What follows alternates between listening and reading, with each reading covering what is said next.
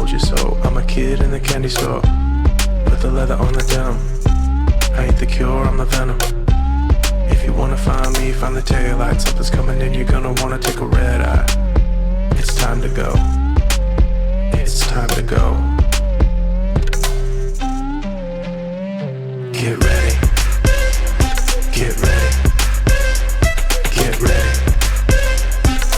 Don't blink, don't blink. Get ready. Get ready. Get ready. Magandang araw po sa inyong lahat mga kabansa. Ito po yung lingkod, Ado Paglinawan, dito sa Ang Maestro. At ang ating pong episode ngayong araw na ito ay episode 231 na ang pamagat ay Go Sara Fight! War Against Tyranny and Oppression. Ayan mga kabansa. Sa mga nangyayari sa ating kapaligiran, hindi natin may iwasan na makaramdam ng pagbabadya ng panganib sa ating political stability. At ito po ay in-expose ni Sara Duterte ang plano ng Kongreso para i-impeach siya. Ito po ang slide natin. At yan. Hawak niya yung libro, yung children's book ng Isang Kaibigan.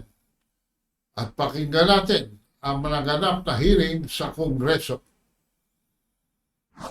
Which then brings us to the matter of impeachment. Bilang isang kaibigan, I will not violate the confidence of a few members of the House of Representatives who have either recorded conversations or participated in shared conversations regarding each impeachment proceedings against me. Nonetheless, this is nothing new.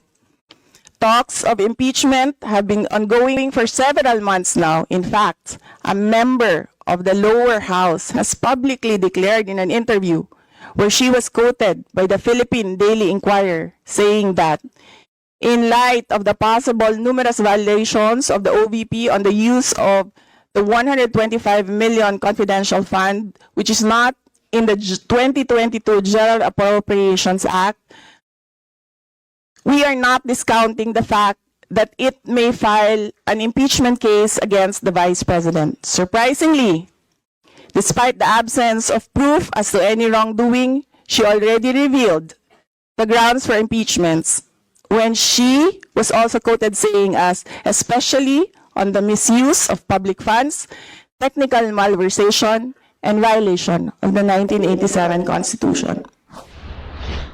Ang paglalahad na ito ay naganap sa mababang kapulungan at sa hearing, sa budget hearing ng Office of the Vice President.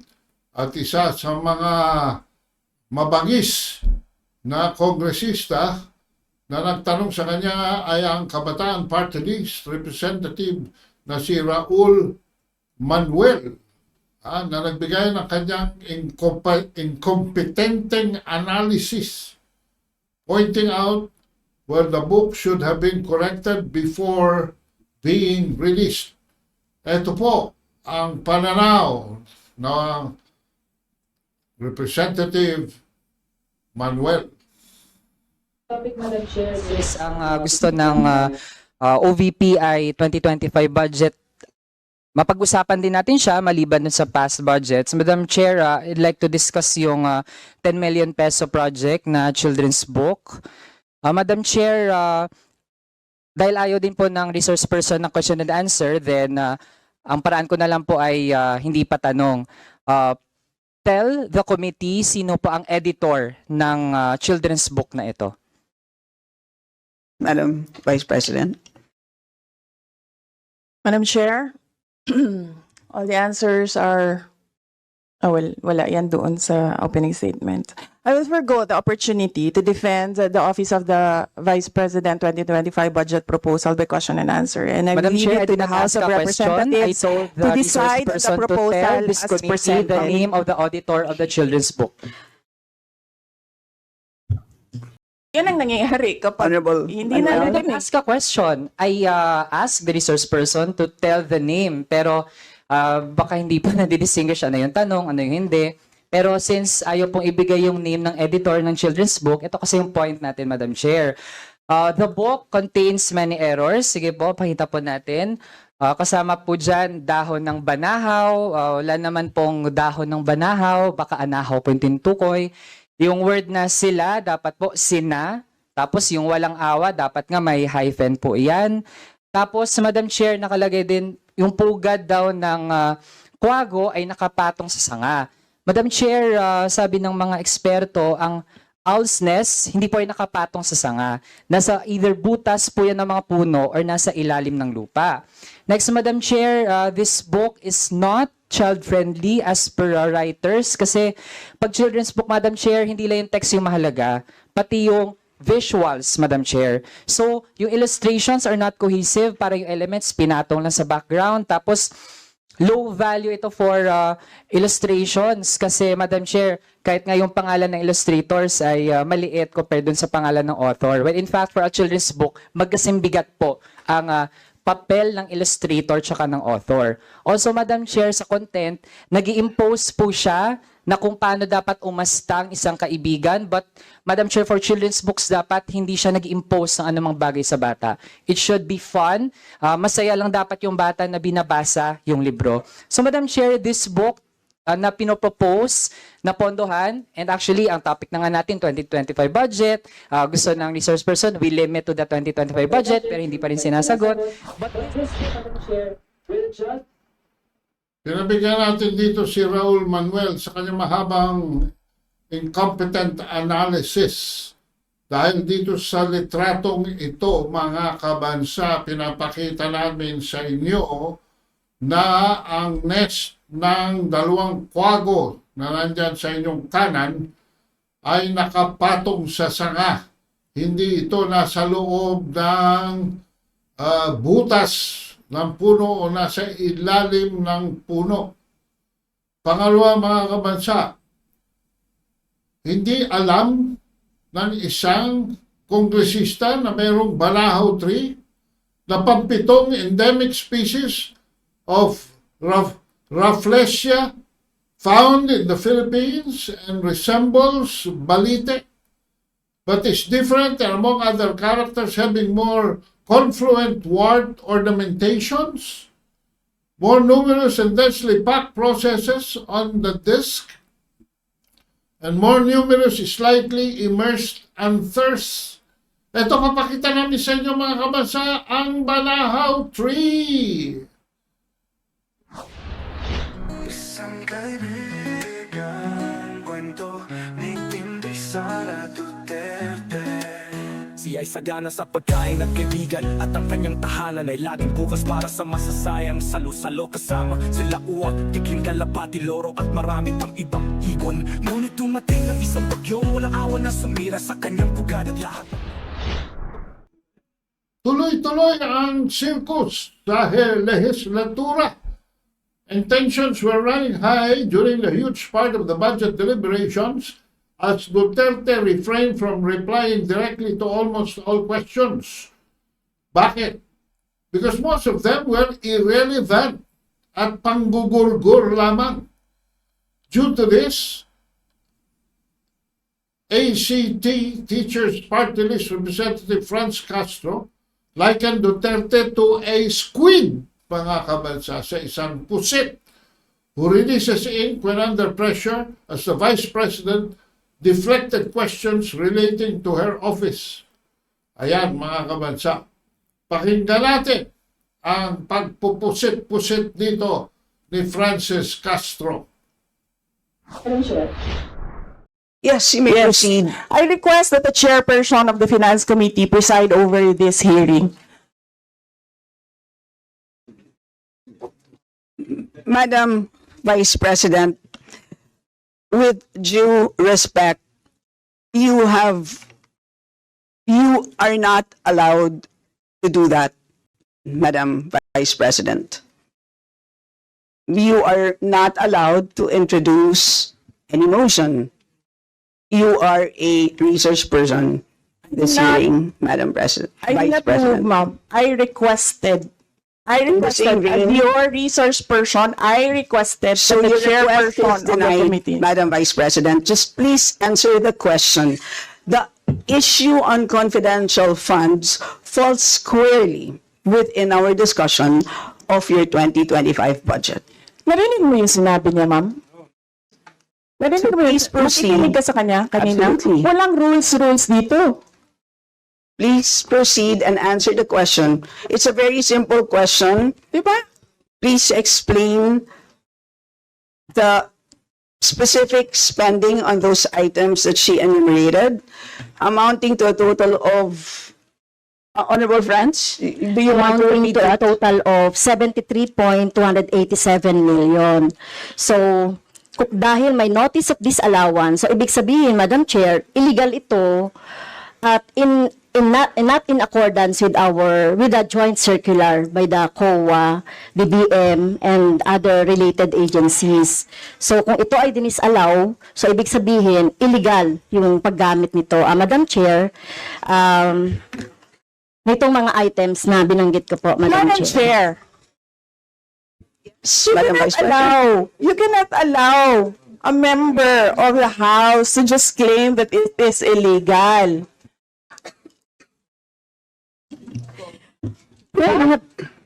That is a notice of disallowance.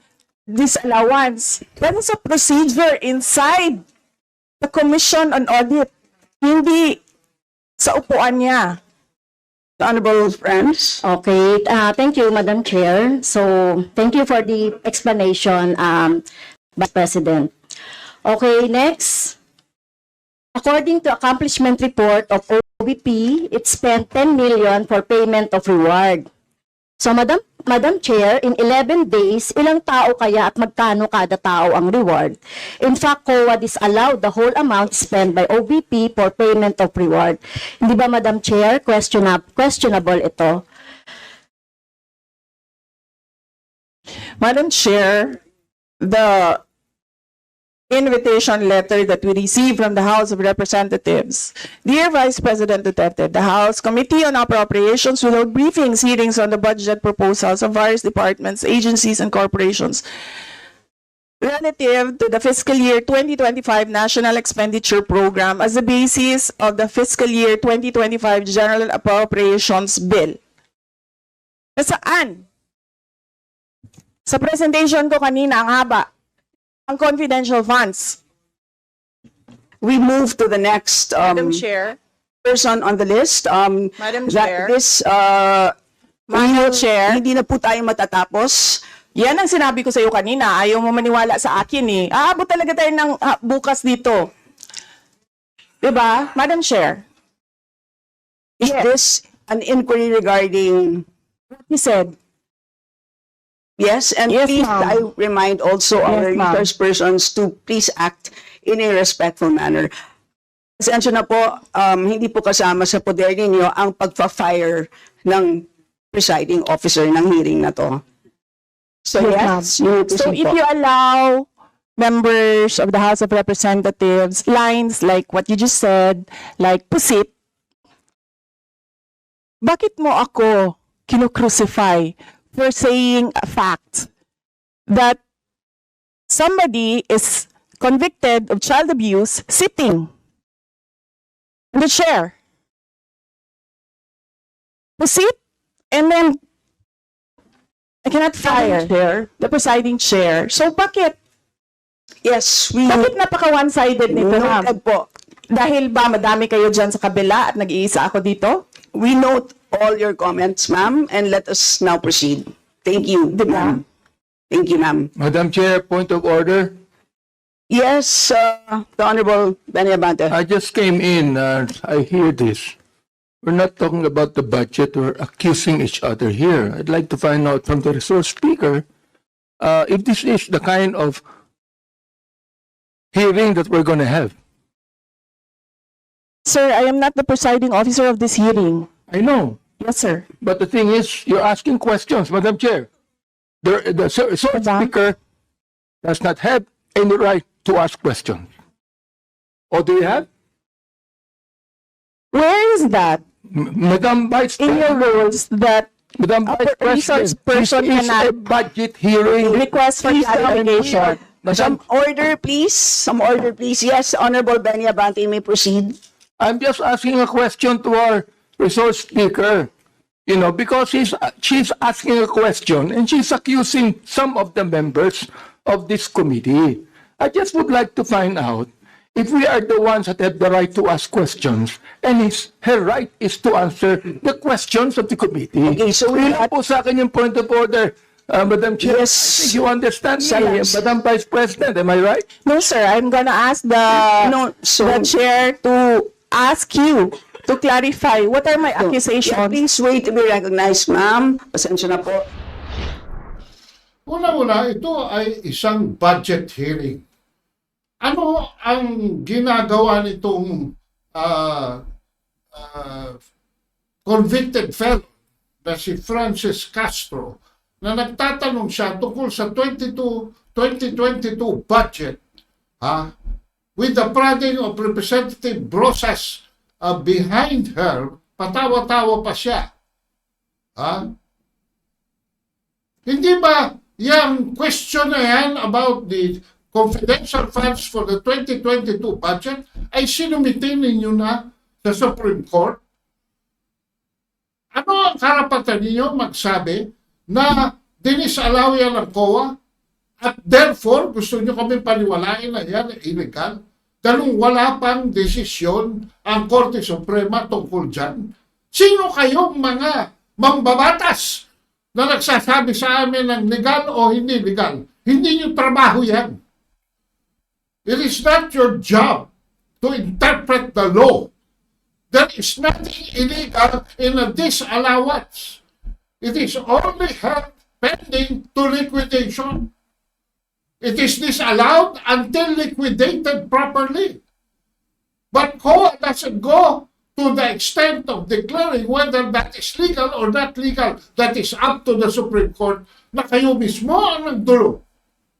Kayo mga komunista sa Kamara.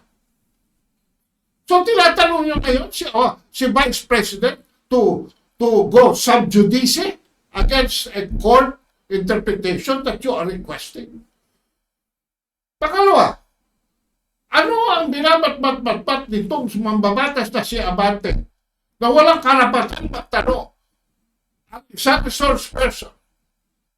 Anong klase? Kayo ba mga gumagawa ng inyong mga procedures dyan?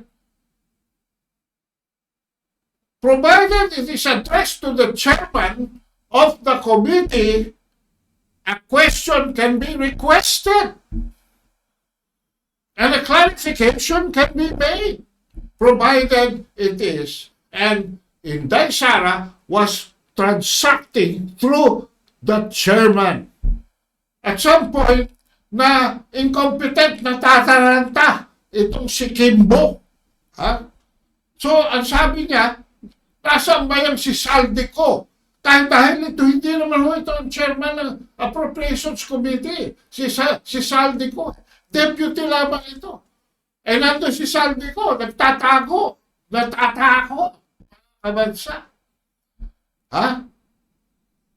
And at one point, another congressman carelessly insinuated a conspiracy theory. Pakinggan natin itong si Dan Fernandez sa pagkadulas ng kanyang dila. Point out, Madam Chair, I hope that the accusation of the Vice President have basis on trying to involve everybody on this conspiracy to attack her.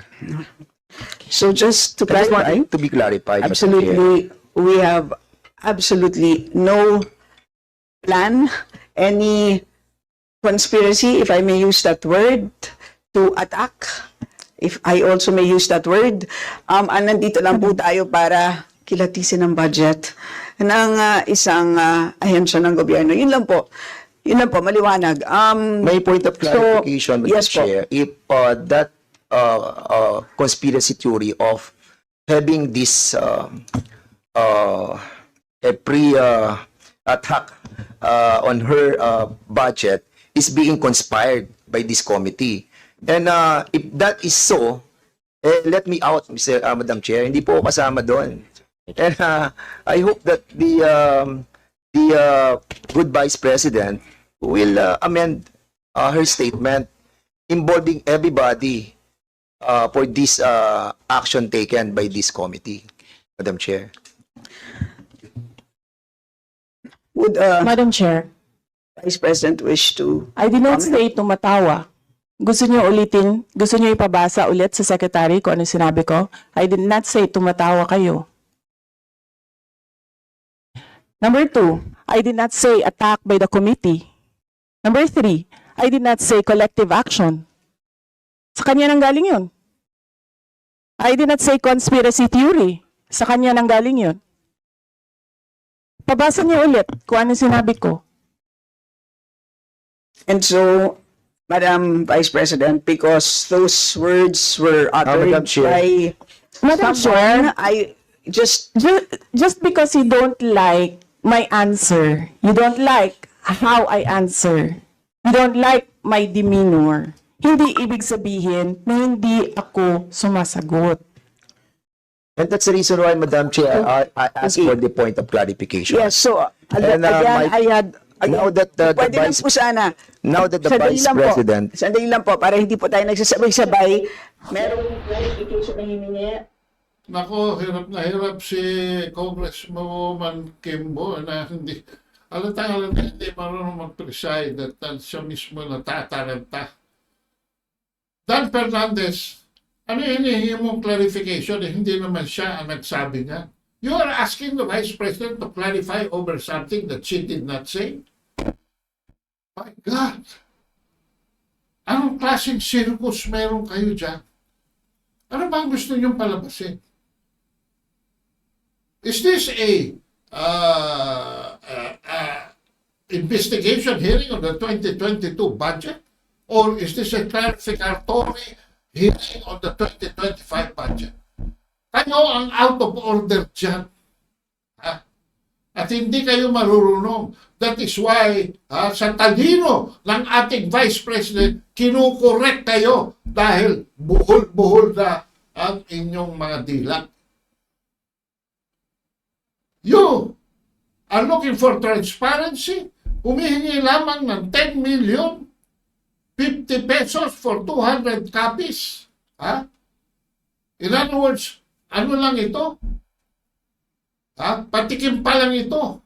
Kung magkiklik talaga sa mga bata. 10 million compared to 1.5 travel budget ng presidente. 4.5 billion confidential funds ni Bongbong Marcos.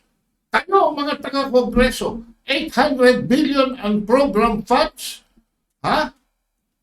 Subject to liquidation by certification lamang in violation of the Constitution. Nasaan? Imbestigahin nyo yung suspicious lotto winnings. Yan si Mel Robles, milyonaryo. Saan dinala yung 90 billion PhilHealth funds na ninakaw ninyo? 200 billion Meralco overcharging. At yung gastos ni Hontivirus na unaudited 480 million. At chichibog lang kayo sa SONA. 20 million ang kinain ninyo. Samantalang naghanda lang kayo ng kwek-kwek. This is the sad reality of life, mga kabansa. Kung saan ang mga baluktot ay hindi nahihipo, pero kung sinong tuwid, siya ang pinupukpok. Nakakahiya kayo. Nakakahiya kayo. Nang mistulang mga buhaya kayo, hindi nyo maintindihan ang punot dulo sa ulo ninyo hanggang sa puwitan ninyo. Anyway, let's go on. Alam nyo, ang hindi nakakaalam sa history ay bound to repeat its mistake. At pupunta tayo ngayon sa Office of the Vice President, pupunta tayo ngayon kay Marcos Sr. dito sa video na ito. Panuorin natin. Presidential President Ferdinand Marcos addressed the UN General Assembly today and called for an end to the arms race between the United States and the Soviet Union. Tonight on Nightline, a live interview of others as an authoritarian ruler who's been in office too long. But there is no controversy about the importance of the Philippines to U.S. interests in Southeast Asia. We'll talk with President Marcos live tonight. This is ABC News Nightline. Reporting from Washington, Ted Koppel. Good evening. It may be just a handful of people taking turns, but our phones at ABC News, both in New York and here in Washington, have been active all evening. There are people out there who don't like President Marcos and who object to the fact that he will be our guest here this evening. Indeed, back in Manila, a joint statement was issued today by a group of political opposition parties. That statement said, in part, unable to deceive their people any longer, the Marcoses themselves will spend the 10th anniversary of their dictatorship in the land of their sponsors to report on a job well done for the imperialist masters. And Amnesty International has issued another report just yesterday complaining about numerous human rights violations, including torture, illegal detention, arbitrary killings by government forces in the Philippines, and noting that it has yet to receive a reply to any of its specific questions or concerns delivered in writing to the Ministry of National Defense in Manila. Indeed, as our own correspondent Mark Litke reports, it may be difficult for a man to hold power for a full generation without making enemies. Itong mga taong ito na nagmamalaki ngayon, nakasangkapan ng mga dayuhan. After 17 years of autocratic rule, President Ferdinand Marcos is still very much in charge of the Philippines, acting tough and decisive as ever, especially when berating his critics. With strong backing from his armed forces over the years, with friends and relatives appointed to key government positions, Marcos effectively controls the courts, the legislature, and the news media here. Frequent political arrests have scattered and weakened his opposition. A generation of Filipinos has known only Marcos. So when he finally ended 8 years of martial law and restored free elections last year, there was no doubt as to who would win. And even now, de facto military rule is still a fact of life, since Marcos can still rule by decree. But Ferdinand Marcos is no common military strongman. To many, he is Apo, the powerful uncle who heads a traditional Philippine family. And he carefully uses those qualities that many Filipinos admire most. The skilled politician and folksy man of the people. The army veteran, war hero, and lover of history. The devout Catholic in a land that is 80% Catholic, married to a former beauty queen, Imelda, who now rivals her husband in power, prestige, and ambition. Even his harshest critics believe Marcos will be around for some years to come. They've learned not to underestimate his longevity. Mr. Marcos is a man who's obsessed with power.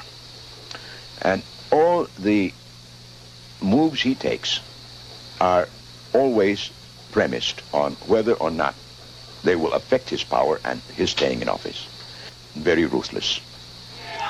While the opposition here has been unable to mount any serious challenge to President Marcos, they have drawn international attention to the repressiveness of his regime, infuriating the image-conscious president. Jose Diokno, in fact, stirred up a real hornet's nest recently when he hosted this British television program, documenting the failures and abuses of the Marcos government. Yet most of my people are poor and suffer hardship and oppression. While this documentary has been banned in the Philippines, a pirated version has been circulating underground in Manila. And it has prompted one of the most emotional outbursts from President Marcos in years. In a nationally televised speech, the president blasted his opponents as tools of foreign powers. And then, in the same speech, he suddenly claimed that a nationwide terrorist plot had just been uncovered, implying that old political foes were involved. What followed in the next few weeks was a stark reminder of the power that Marcos wields even without martial law. Dozens of labor union members were arrested by presidential order. Yan mga bansa, nagbibigay sa atin ng pagbabalik tanaw. Let's fast forward kung ano nangyari sa ating kasaysayan dahil sa isang diktador. No? At ito po, fast forward tayo sa people power at kung ano nangyari pagkatapos noon. Times what will capture people's interest about a particular story. I mean, look at what had happened in the Philippines. It was a revolution fueled by people power, led by the widow of an assassinated political martyr. It forced one of Washington's oldest and strongest allies into political exile. We got the first interview with Marcos in Hawaii. And what sticks in everyone's memory? Shoes.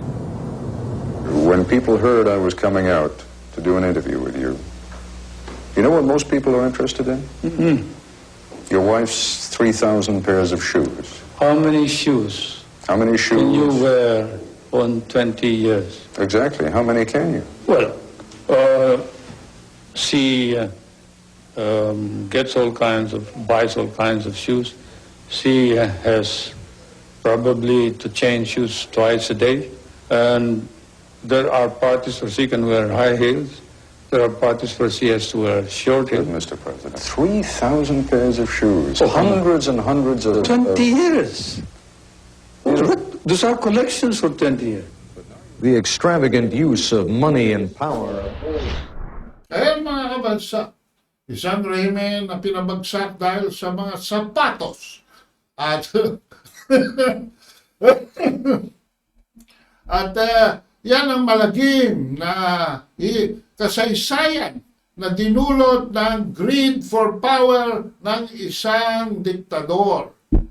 Sabi nga ng ating paboritong Senador Diokno, gagawin niya ang lahat para siya ay manatili sa poder. Aba, dito po sa ating pangkasalukuyang sitwasyon, ganun din po ang ating nararanasan. Dahil ang kanyang anak na nahalal na Pangulo ay inaasahan ng karamihan na magbabangon ng kanyang pangalan, ay hindi tumupad sa kanyang mga pangako at ngayon ay resorting to lies to keep himself in power. Let us show this slide. Let us show this slide and pakita natin kung ano ang nangyayari dito sa kanyang anak. Nag-release si Maharlika ng isang video, sniffing cocaine, authenticated by US-based expert. And it is a popular demand that he submits himself to a follicle test. Pero ano ang kanyang ginagawa? Siya ay nagsisinungaling. Ito ang kanyang pagsisinungaling noong November last year. Palabas natin ang video. What measures would you like if there are any to fast track its rehabilitation work? It's always it's part of our continuing plan for the the rehabilitation of what's happened, because even up to now, some of the governors, I was talking to them, some of the other officials, hindi talaga pa tayo nakapag-fully recover. Hindi ba natin masasabi na kapag fully recover pa na tayo sa Yolanda. So that's still that all those rehabilitation, we only really started 2 years ago, because nothing was done in the previous administration, nothing was done in the administration before that. So now how long? 12 years on, ngayon pa lang talaga natin na inaasikaso ng mabuti. So but the plan is there. The funding will be available whenever the schedule requires it. Nothing was done in the previous administration. Nothing was done in the administration before that. And yet, what is on the record? 170,000 houses were built, 30,000 by Noynoy Aquino, and 145 plus thousand by President Duterte. At yung binild ni Bongbong Marcos na 36,000, which is only 15% completion of the entire budgeted appropriation, were taken from appropriations during Duterte's time from 2021 up to 2022 na naitayo noong panahon na ng Pangulong Marcos Jr. Dito naman sa kanyang pangalawang pagsisinungaling, ito ho ang video. pagpihit ng panahon, ang hagupit ng La Nina at mga matinding pag-ulan naman ang ating binabantayan at pinaghahandaan. Mahigit 5,500 flood control project ang natapos na at marami pang iba ang kasalukuyang ginagawa sa buong bansa.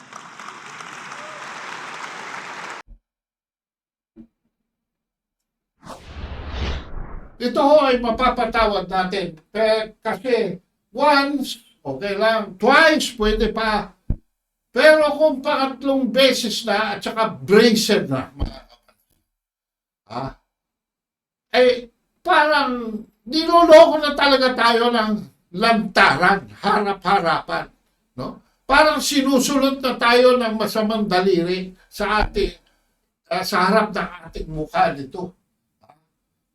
At napansin nyo ba mga kabansa, na kumukuha pa siya ng mga reports niya sa kabinete para siya ay pagtakpan? Ito si Abalos sa kanyang recent na pagsisinungaling. Ito po si Secretary Abalos.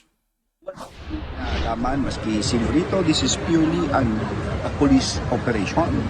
No? Ako, I only supervise, but with the reference to operations, etc., it's purely a police one. And it is based on intelligence report, on compiled intelligence. That is why they have to do it. Sabi ko nga, ano ba nangyari ito? Kasi ako naman, I give autonomy to the police. If they feel hindi ako dapat mangharang or what, kasi they know better than me. If they feel there is adequate intelligence report, so be it. If they feel they have to serve it now or tomorrow, what, so be it. No? Ayoko maging obstructionist eh. So I give them that much leeway, and according to their compiled intelligence report, talagang nandoon nga talaga, no? But you know, it's more or less 30 hectares. Ang laki nun, ha? 30 hectares is huge, na marami kang mga pupuntahan ng mga gusali na allegedly may mga hidden passageways, may mga nakatago mga kung ano-ano. So iisa-isahin mo yun. Just imagine that. Not mentioning the fact na makapalapit ka na. Nakita niyo na kung paano magsinungaling yan? Unang-una, ikaw ang DILG Secretary. Ang NAPOLCOM, ang Philippine National Police is under your department and control, hindi lamang supervision but control. So ano yung sinasabi mo na, hindi mo pwedeng pakialaman at autonomous ang police from you? Ano ba silbi mo? Kung autonomous ang police. And then you are saying that this is a purely police operation when it involves no less than 2,000 to 3,000 personnel and movement of equipment, logistics, from all over the country to one city in the south, to Davao City. Wow! Yan ang pulot-dulo ng pagsisinungaling. Kaya tuloy na naalalahad na ikaw ay kasama ng ating Pangulo sa pagkabangan niya. At ikaw ay sumisinghod din na pulboronic na yan. Pero wala ho yan mga kabansa sa pagsisinungaling ng mismong Pangulo sa kanyang sinabing ganito. They are talking about is political na yan. Hindi na totoo yan. You go to any human rights advocate, there's nothing that we did. Lahat ng pumasok na pulis, hindi armado. Walang baril, kahit isa. Hindi kami gumamit ng tear gas. Wala kaming ginawang ganun. So ano yung human rights violation? Oh my God! Ito ho yung pangatlo. At pinakamahirap yatang tanggapin. Ni isa, dininay mo na nagdala ng baril ang mga pulis sa loob ng KOJC compound. In-emphasize mo pa, ni isa, at tear gas, hindi kayo gumamit. At challenge mo pa na dumulog sa Commission on Human Rights for violation? Bakit? Eh dahil hawak mo rin sarili yung Commissioner on Human Rights mo eh. Ha? Eto, pakita natin kung ano ang totoo. Political na yan. Hindi na totoo yan. You go to any human rights advocate, there's nothing that we did. Lahat ng pumasok na pulis, hindi armado. Walang baril, kahit isa. Hindi kami gumamit ng tear gas. Wala kaming ginawang ganun. So anong human rights violation? We're talking about is political na yan. Hindi na totoo yan. You go to any human rights advocate, there's nothing that we did. Lahat ng pumasok na pulis, hindi armado. Walang baril, kahit isa. Hindi kami gumamit ng tear gas. Wala kaming ginawang ganun. So anong human rights violation? So sino ang may kontrol ng ating pamahalaan, mga kabansa? Dahil nakakakabala dahil sa isang video na lumabas. Isa o dalawang police officer was captured wearing an American flag patch and an insignia badge of the U.S. Airborne Forces. At sabi ni Elmer Jugalbot, isang political commentator from Cebu, the American forces are already in Davao, and they are selecting Filipino-Americans or Filipino-looking troops to be deployed here. So it's not too obvious that they are Americans. So the Americans are definitely here. Nung sumipot si Marbil dyan, may mga kasama siya mga puti. Make no mistake about it. At sabi ni Jugalbot, we are being occupied by the Americans. Pastor Kibuloy was right when he said that he is the subject of an extraordinary rendition. He added that it's typical of the Americans to create chaos in countries they wish to occupy. They will do everything to demolish the Dutertes and Pastor Kibuloy. At sa kolong ni Bumi Tiglao, pinapahayag na ginagawa ito ng pangkasalukuyang gobyerno para gurgurin ang mga Duterte. Dahil pagka nagurgur nila mga Duterte, ayan. Pero ano nangyayari, mga kabansa? Kayo na ang magsabi sa akin. Bago po ito, nag-issue na ang Regional Trial Court ng isang Temporary Protection Order, TPO, that will become permanent once served. Ano nangyayari? Pang-anim na araw na po na nandyan sa loob, hindi umalis sa mga pulis. Isang tahasang paglabag sa ating karapatang pantao. Isang tahasang paglabag sa order ng hudikatura. Isang na walang hiyang paglabag sa ating katauhan bilang isang demokrasya. Yan ba ang ating inaasahan? Kaya mga kabansa, ito sinasabi ko. Bumili na kayo ng libro ko. Dahil dito, pinapakita the poverty of power. Ang power corrupts. Ang power walang yaman, walang dangal. The poverty of power sa 30 taon from 1986 to 2016 and from 2022 to the present time. Mag-text lamang po sa 0917-336-4366 para makakuha kayo ng librong ito. And so itutuloy natin mga kabansa. Sa kanyang pahayag, ang sabi ni Herman Chu Laurel, the Philippines under President Bongbong Marcos has lost all its dignity and pride, necessarily the top brass of the DND, DFA, and AFP have to follow suit. Duterte has described BBM as weak and incompetent. And now we can add a new attribute. Shameless.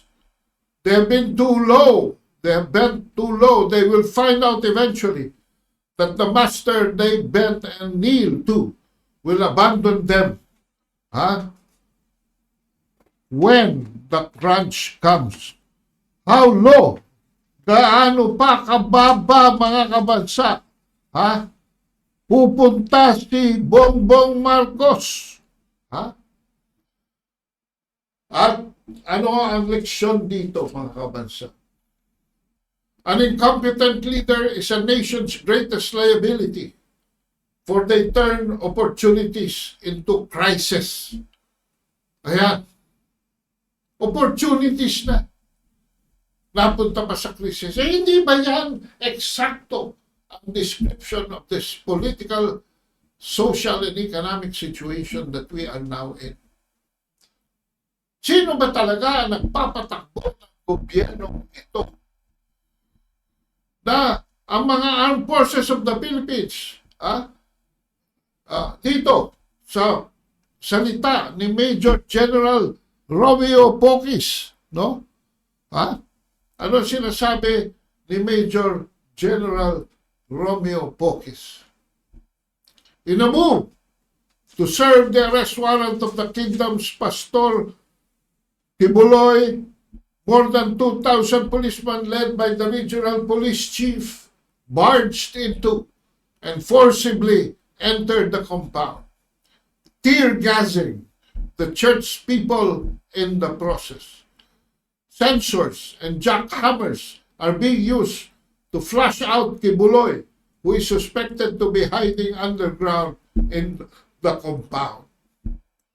The holy place was desecrated, and water and electricity was cut off. Christians are forgiving. If this desecration was done in a mosque, bloodshed and mayhem would have surely ensued. Ito po ay nanggagaling kay retired Major General Romeo Pocis, Armed Forces of the Philippines. At sa kadahilanan, ang ating konstitusyon ay nagmamandato ng Armed Forces of the Philippines, ang protektor ng sambayanan, mga kabansa.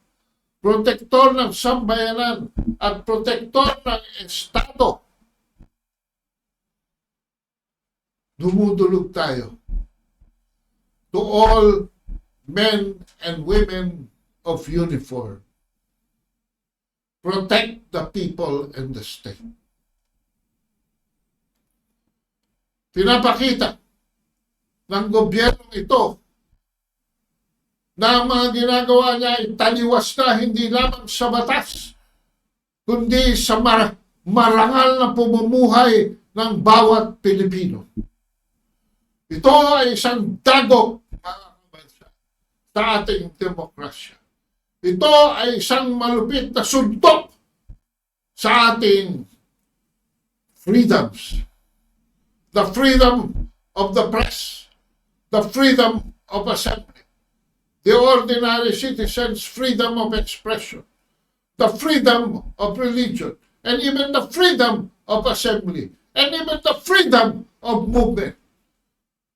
Tinapakan na ng gobyernong ito, mga kabansa, ang lahat ng karapatang pantao ng mamamayang Pilipino sa kadahilanan lamang na hindi niya may taguyod at anumang accomplishment para palusugin, paandarin, at itulak ang economic progress ng ating bansa. Ano inaasikaso nila? Ang pakikipagpatintero sa China, sa South China Sea, at pag-uudyok, panggagatong, na magkaroon ng gera sa pagitan ng China at Estados Unidos. Ito ay nagsimula noong Pebrero 2, 2023 at hanggang ngayon ay isang makapal na ulap sa ibabaw nating lahat. Mga kabansa, it is time to withdraw support from this government.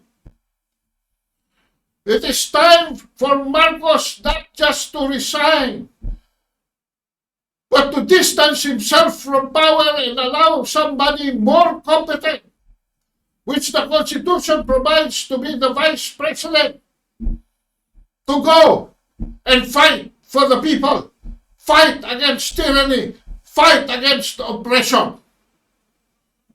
It's time. Wala na. Hanggang dyan ka na lamang, Mr. Marcos. Magtatatlong taon na, wala pang nangyayari. Bagsak ang presyo ng bigas. Ang taas ng presyo ng kuryente. Ang pamumuhay ng mga tao ay nakasalalay. Ha? Ang gasolina ay tumataas. Ang buhay lamang ng tao at karapatan niya ang bumabagsak.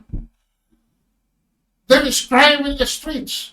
Umakyat na naman ng pagdodroga ng mga drug lords. Kalat na kalat ang illegal gambling na kayo pa na suspetsahan ng mastermind dyan sa Malacanang. Kung wala na kayo talagang pwedeng gawin, kung hindi, hawakan ang kamay na bakal. Pinahihiwatig ko lamang po sa inyo na bakal man yan ay tutunawin. Bakal man yan sa apoy ng puso at nasyonalismo at pagmamahal sa bansa ng sambayanang Pilipino, tutunawin ang bakal na yan. At yan ay papandayin para itaguyod uli ang Republika ng Pilipinas sa ilalim ng isang demokrasyang matiwasay, mapayapa, at progresibo. Huwag na kayong magmaskara. Huwag na kayong balat kayo. Hindi nyo kaya. Give it up. The money that you have right now, the people's money na ginagastos ninyo para mga tao ay suhulan, para kayo sundan, para inyong mga puwet ay hipuin. Hindi ba kayo nahihiya na sariling pera ng sambayan ng Pilipino ang ginagamit ninyo para ikurap mismo ang mamamayan? Asa na inyong budi? Nasa na inyong kaluluwa? Mga kabansa, tumatayo ako sa harap ng karamihan. Mga kabansa. At yan, sa Liwasan Bonifacio, mga kabansa, gabi-gabi, nagtitipon ang mga tao gusto pa ng demokrasya. Nananalig pa na sa pamamagitan ng kanilang mga salita, sa pamamagitan ng kanilang mga boses, ay matauhan pa kayo dyan. Pero, ano ang mangyayari? Dahil kayo ay nagtatago sa likod ng armadong pulis. At sa inyong pananaw, kontrolado ninyo ang sandatahang lakas ng ating bansa. Huwag kayong pakakasigurado. Lahat ng iyan matutunaw sa kapangyarihan ng Panginoong Diyos. Kung ang Panginoon ay nagpadala ng super typhoon kanina para patunayan ikaw, Marcos, ay sinungaling sa iyong mga flood control projects.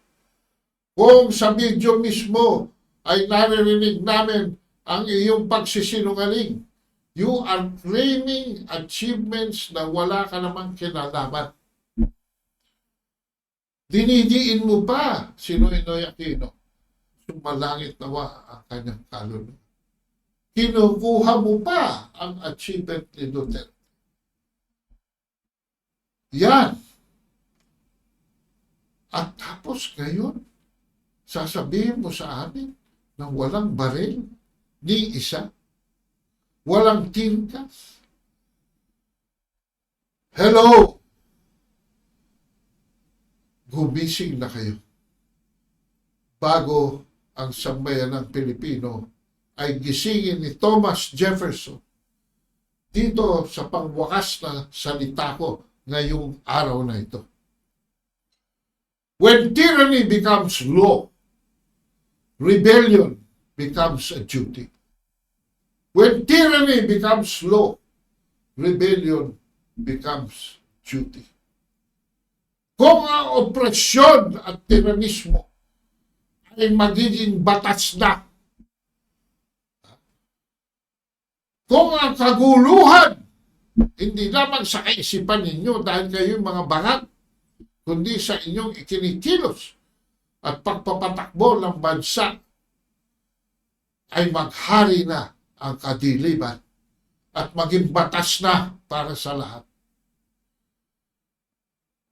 Ang rebellion para kayo ay baalis sa inyong kinalalagyan, ay nagiging isang duty, isang katungkulan ng bawat mamamayan na kumbaga kayo ay pako ay kumuha ng martilyo at baliktarin at kayo'y alisin sa inyong pagkakapako dyan, sa inyong mga pwesto kung saan kayo ay nagkukumiyabot at yumayakap na ayaw ninyong para kayong mga kapit-tuko.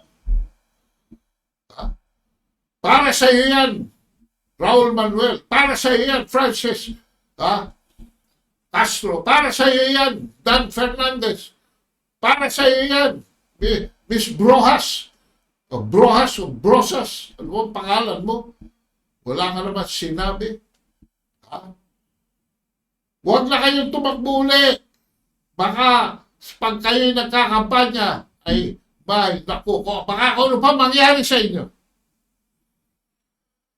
Huwag naman sana.